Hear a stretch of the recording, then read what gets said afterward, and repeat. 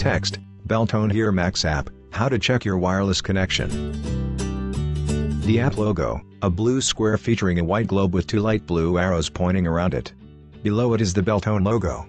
Text, open the Beltone Here Max app. Download on the Apple Store. Get it on Google Play.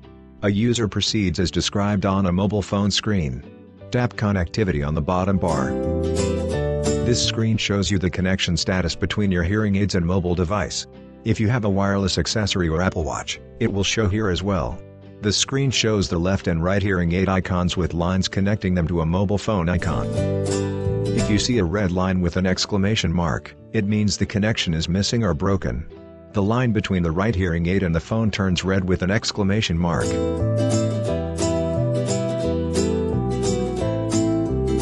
Tap the exclamation mark to receive guidance on how to re-establish the connection. A pop-up window says, "Connection issue. Missing connection to your right hearing aid.